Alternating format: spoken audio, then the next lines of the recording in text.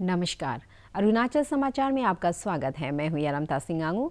आइए बुलेटिन में सबसे पहले देखते हैं मुख्य समाचार।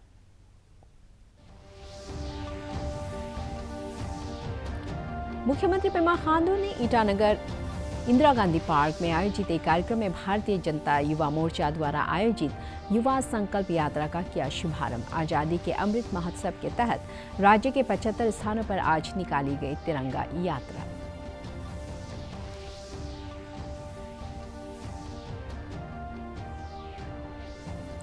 प्रधानमंत्री नरेंद्र मोदी ने वीडियो कॉन्फ्रेंस के माध्यम से टोक्यो 2020 पैरालंपिक के लिए भारतीय पैरा एथलीट दल के सदस्यों से किया संवाद। प्रधानमंत्री ने देश में खेलों के विकास की तकनीकों में निरंतर सुधार की आवश्यकता पर दिया बल। अफगानिस्तान में फंसे राजनयिकों और नागरिकों को काबुल हवाई अड्डे से निकालने के लिए परिचालन फिर से शुरू। भारतीय वायुसेना का विमान C-17 भारतीय दूतावासों के कर्मचारियों को लेकर पहुंचा जामनगर एयरबेस।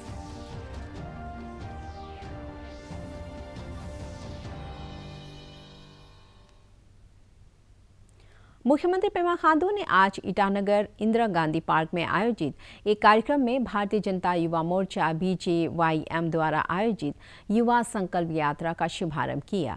मुख्यमंत्री ने इस मौके पर उपस्थित सभी लोगों को आज़ादी के अमृत महोत्सव के तहत देश भर में आयोजित किए जा रहे तिरंगा यात्रा की शपथ दिलाई। अपने संबोधन में श्री खांडू ने कहा कि देश की आज़ादी के 75 वर्ष पूरे होने के उपलक्ष्य में राज्य के 75 स्थानों पर तिरंगा यात्रा निकाली जा रही है। उन्होंने कहा कि आज़ादी के बाद अब तक देश और प्रदेश में विभिन्न क्षेत्रों में उपलब्धियों पर जन जागरूकता और लोगों के बीच देश प्रेम की भावना को मजबूत करने के लिए साल भर कार्यक्रम आयोजित किए जाएंगे। युवा संकल्प यात्रा के तहत ईटानगर से बंदरदेवा के बीच आयोजित तिरंगा यात्रा में बड़ी संख्या में युवाओं ने हिस्सा लिया। In the name of all the martyrs that have shed their blood for Bharat Mata.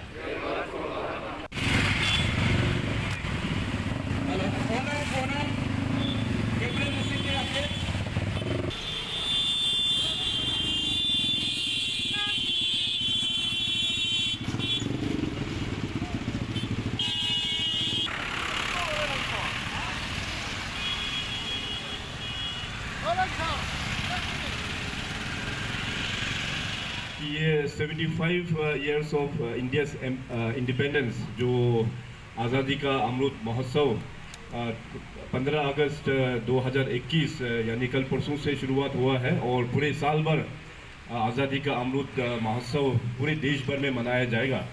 और पार्टी का दृष्टि से जो भी दिल्ली से आता है कार्यक्रम उसको कैरी फॉरवर्ड पूरे अच्छे से यहाँ अरुणाचल में होके आया है और इस साल पूरा 1 years of celebration of Amrit Mahotsav उसको हम लोग अच्छे से कैरी ऑन करेंगे।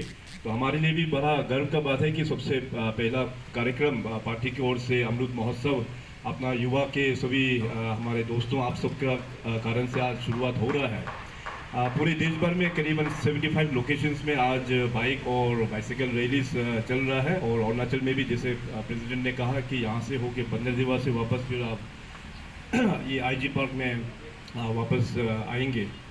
तो भारतीय जनता पार्टी का जो कंट्रीब्यूशन है देश भर में और अरुणाचल प्रदेश में बहुत ही अच्छा रहा है और इसको भी हम लोग कैरी फॉरवर्ड साथ साथ करेंगे।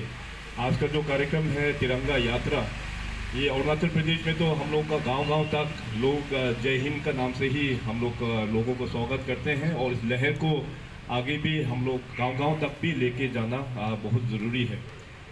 तो इतना कहते हुए मैं आप सबको बेस्ट विशेस और साथ साथ मैं एक संकल्प अभी एक नया संकल्प और भी जोड़ दिया है हमारा भारतीय जनता पार्टी में। Honourable prime minister Narendra Modi ji ने इस बार रेड फोर्ट का इंडिपेंडेंस डे स्पीच में हमारे जो मंत्र है देश को आगे लेके जाने का जो मंत्र ये है सबका साथ सबका विकास सबका विश्वास और सबका प्रयास। तो सबका प्रयास भी अभी जुड़ चुका है। हम सभी लोग अपना अपना स्तर पर अपने अपने जगह में जिस पद में भी है उसमें हम लोग सभी लोग प्रयास करके अपना राज्य को आगे बढ़ाना है और इस देश को भी आगे बढ़ाएंगे। तो बहुत बहुत धन्यवाद एंड बेस्ट विशेस। प्रधानमंत्री नरेंद्र मोदी ने वीडियो कॉन्फ्रेंसिंग के जरिए टोक्यो 2020 पैरालंपिक के लिए भारतीय पैरा एथलीट दल के सदस्यों के साथ आज संवाद किया। 9 स्पर्धाओं में भाग लेने के लिए 54 सदस्यों का पैरा एथलीट्स दल टोक्यो पैरालंपिक में शामिल होगा। यह पैरालंपिक खेलों में अब तक का भारत का सबसे बड़ा दल होगा। श्री मोदी ने खिलाड़ियों से बातचीत में कहा कि लोगों के जीवन में बहुत सारी बाधाएं हैं, लेकिन उनमें इच्छा शक्ति के कारण वे जिंदगी में बड़ा करने की ठान लेते हैं। पैरा तीरंदाज राकेश कुमार ने बताया कि 2010 में दुर्घटना के बाद उन्हें बैठने के लिए भी 2 लोगों की मदद लेनी पड़ती थी, लेकिन 2017 में जब उनकी मुलाकात अपने कोच से हुई तो उन्होंने खेल में भाग लेने के लिए प्रेरित किया और इस प्रकार उनके जीवन में इतना बड़ा परिवर्तन आया। भाला फेंक खिलाड़ी देवेंद्र झाझड़िया ने बताया कि उनकी जिंदगी में कई चुनौतियां आई, लेकिन उन्होंने कभी भी देश के लिए कुछ करने का जज्बा नहीं खोया। इस अवसर पर खेल और युवा मामलों के मंत्री अनुराग सिंह ठाकुर ने पैरा एथलीट्स के जुझारू जज्बों को सराहते हुए कहा कि वे अंतर्राष्ट्रीय खेलों में अपना सर्वश्रेष्ठ प्रदर्शन करते हैं। उन्होंने देश भर के एथलीटों को सहयोग करने के लिए प्रधानमंत्री का आभार व्यक्त किया। सभी खिलाड़ी साथियों, सारे कोचेज और विशेष रूप से अभिभावक, आपके माता पिता, आप सभी से बात करके मेरा विश्वास बढ़ गया है कि इस बार पैरालंपिक गेम्स में भी भारत नया इतिहास बनाने जा रहा है। मैं अपने सभी खिलाड़ियों को और सभी कोचेस को आपकी सफलता के लिए, देश की जीत के लिए ढेरों शुभकामनाएं देता हूं। साथियों, आपका आत्मबल, कुछ हासिल करके दिखाने की आपकी इच्छा शक्ति मैं देख रहा हूं असीम है। आप सभी के परिश्रम का ही परिणाम है कि आज पैरालंपिक में सबसे बड़ी संख्या में भारत के एथलीट जा रहे हैं। आप लोग बता रहे थे कि कोरोना महामारी ने भी आपकी मुश्किलों को जरूर बढ़ाया, लेकिन आपने कभी भी इस क्रम को टूटने नहीं दिया। आपने उसको भी ओवरकम करने के लिए जो भी आवश्यक था उसको भी कर लिया। आपने अपना मनोबल कम नहीं होने दिया, अपनी प्रैक्टिस को रुकने नहीं दिया, और यही तो सच्ची स्पोर्ट्समैन स्पिरिट है। हर हालत में वो यही हमें सिखाती हैं, yes we will do it, we can do it, और आप अपने सपने करके दिखाया भी है। सब अफगानिस्तान में तालिबान के कब्जे के बाद वहां भारी अफरा तफरी का माहौल है। लोग देश छोड़ने की पुरजोर कोशिश में हैं और हवाई अड्डे पर बेतहाशा भीड़ है। भारत ने कहा है कि अफगानिस्तान में अपने नागरिकों की सुरक्षा सुनिश्चित करने के लिए सभी कदम उठाए जाएंगे। विदेश मंत्रालय के प्रवक्ता अरिंदम बागची ने अफगानिस्तान की स्थिति के बारे में सवाल के जवाब में कहा कि अफगानिस्तान की स्थिति पर लगातार नजर रखी जा रही है। प्रवक्ता ने कहा कि भारत अफगान, सिख और हिंदू समुदायों से लगातार संपर्क बनाए हुए हैं। उन्होंने कहा कि काबुल में पिछले कुछ दिनों में सुरक्षा स्थिति काफ़ी खराब हुई है और भारत सरकार अफगानिस्तान के घटनाक्रम पर पूरी नज़र बनाए हुए है। वहीं इस बीच भारतीय दूतावास के अधिकारी समेत अन्य नागरिकों को लेकर काबुल से रवाना हुआ वायुसेना का विमान गुजरात के जामनगर पहुंच गया है। इस विमान से करीब 120 लोगों को सुरक्षित वतन लाया गया है। अफगानिस्तान में भारतीय राजदूत रुदेंद्र टंडन ने भारतीय वायुसेना को धन्यवाद देते हुए कहा कि मुश्किल परिस्थितियों में वायुसेना ने देश के नागरिकों को सुरक्षित निकालने का सराहनीय कार्य किया है। उन्होंने कहा कि अफगानिस्तान के लोगों का कल्याण और उनके साथ हमारा रिश्ता हमेशा कायम रहेगा। श्री टंडन ने कहा कि हम स्थिति पर लगातार नजर रख रहे हैं क्योंकि वहां अभी भी कुछ भारतीय नागरिक हैं। उन्होंने कहा कि जब तक काबुल में हवाई अड्डा काम करता है, एयर इंडिया काबुल के लिए अपनी वाणिज्यिक सेवाएं चलाना जारी रखेगी।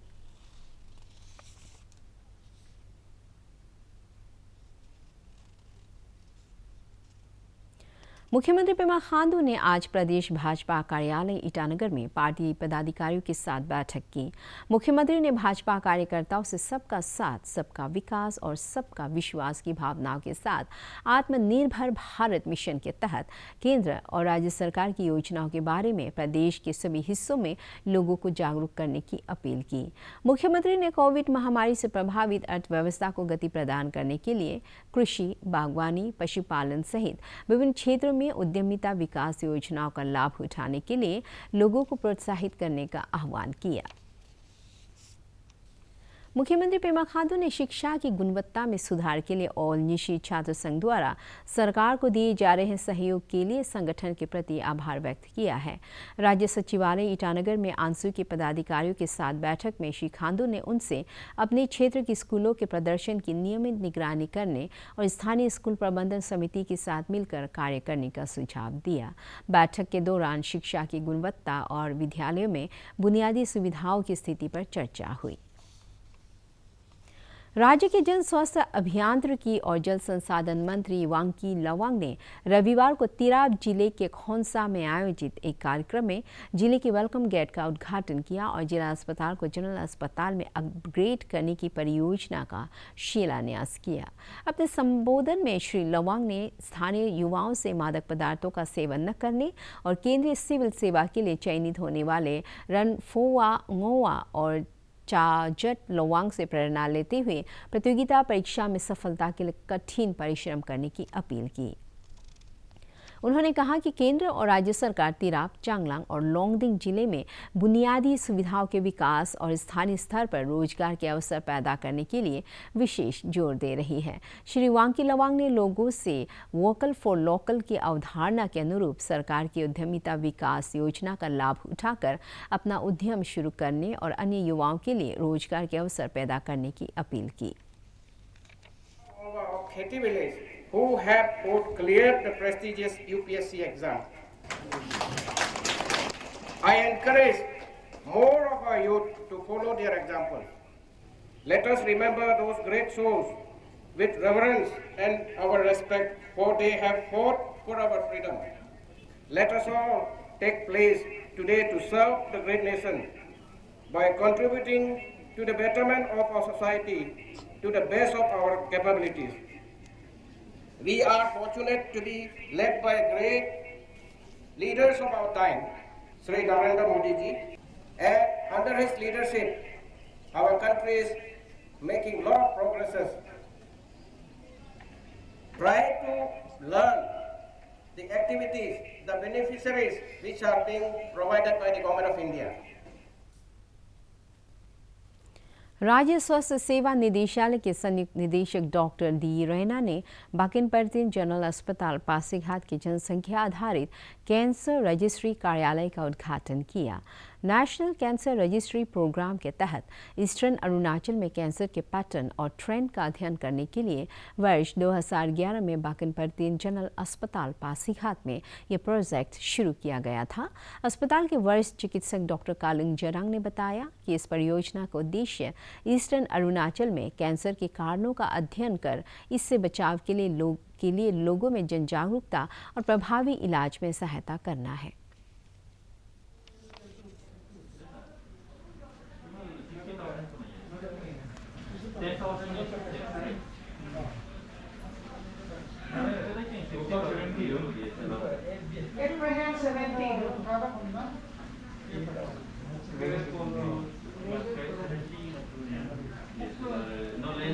ये पॉपुलेशन बेस्ड कैंसर रजिस्ट्री एक गवर्नमेंट ऑफ इंडिया का प्रोग्राम है जो नेशनल कैंसर रजिस्ट्री प्रोग्राम के अंदर आता है। तो ये हमारा पॉपुलेशन बेस्ड कैंसर रजिस्ट्री ये जो बाकिन-परतीन जनरल हॉस्पिटल में अभी चलता है, ये 2012 से चल रहा है अभी तक। और इस प्रोग्राम में हम ये जो PBCR है, शॉर्ट में इसे PBCR कहते हैं, हम पासीघाट जनरल हॉस्पिटल से ईस्टर्न अरुणाचल को पूरा कवर करते हैं। तो इसमें जो ईस्टर्न अरुणाचल यहाँ से ईस्ट सियांग से लेके अपर सियांग से लेके लोंगडिंग से जो डिस्ट्रिक्ट्स है, यहाँ के हम कैंसर पेशेंट्स का बर्डन हम जानना चाहते हैं, कितने कैंसर पेशेंट है, किस डिस्ट्रिक्ट में कितना है। फिर उस कैंसर का जो पैटर्न है, कौन सा कैंसर कहाँ ज़्यादा है, मेल में कितना है, फीमेल में कितना है, उसके बाद कौन सा एज ग्रुप में ज़्यादा कैंसर होता है, और ये हमारे यहाँ का लाइफस्टाइल वगैरह वगैरह जो कैंसर से रिलेटेड है, टोबैको रिलेटेड कैंसर्स कितना है, अल्कोहल रिलेटेड कैंसर्स कितना है, तो वो सब स्टडी हम करते हैं। देश भर में पिछले 24 घंटे में कोविड के 25,166 नए मामले दर्ज किए गए और 36,000 से अधिक रोगी स्वस्थ हुए। केंद्रीय स्वास्थ्य मंत्रालय के अनुसार इस समय देश में कोविड के कुल 3,69,846 सक्रिय मामले हैं और रिकवरी दर बढ़कर 97.51% हो गई है। भारतीय आयुर्विज्ञान अनुसंधान परिषद ICMR के अनुसार अब तक देश में 55 करोड़ 47 लाख कोविड टीके लगाए जा चुके हैं। पिछले 24 घंटे में 88,13,000 से अधिक कोविड का टीका लगाया गया। केंद्रीय स्वास्थ्य एवं परिवार कल्याण मंत्री मनसुख मंडाविया ने आज Assam administrative staff college Guwahati में कोविड-19 महामारी और टीकाकरण पर पूर्वोत्तर राज्यों के स्वास्थ्य मंत्रियों के साथ बैठक की। अरुणाचल प्रदेश में सोमवार को कोविड संक्रमण के 165 नए मामले सामने आए और 249 रोगी स्वस्थ हुए। राज्य में कोविड के सक्रिय मामलों की संख्या 1,836 है और रिकवरी दर 95.95% है। सोमवार को कोरोना जांच के लिए राज्य भर से 4,379 सैंपल एकत्र किए गए। प्रदेश में दर्ज किए गए नए मामलों में सबसे अधिक ईटानगर राजधानी क्षेत्र से 39 मामले शामिल हैं, जबकि स्वस्थ हुए रोगियों में सबसे अधिक ईटानगर राजधानी क्षेत्र से 72 और लोअर सुबनसिरी जिले से 44 रोगी शामिल हैं। अरुणाचल प्रदेश में अब तक 9,12,994 कोविड टीके लगाए जा चुके हैं और राज्य में 7,01,340 टीके उपलब्ध हैं। अरुणाचल समाचार के आज के अंक में इतना ही। जाने से पहले आप सभी से अनुरोध है कि कोविड-19 के दिशा निर्देशों का पालन करें, हमेशा मास्क लगाएं, बार बार हाथ धोएं और सोशल डिस्टेंसिंग के नियमों को मानें। कोरोना महामारी से बचाव के लिए आपका वैक्सीन लगवाना भी जरूरी है। अगर आप वैक्सीन लगवाने के पात्र हैं तो जरूर लगवाएं। हम कल फिर हाजिर होंगे अरुणाचल और देश दुनिया की खबरों के साथ। चलते चलते आपको बता दें, आप अरुणाचल समाचार हमारे YouTube channel DD news Arunachal पर भी देख सकते हैं। देखते रहिए अरुण प्रभा। नमस्कार।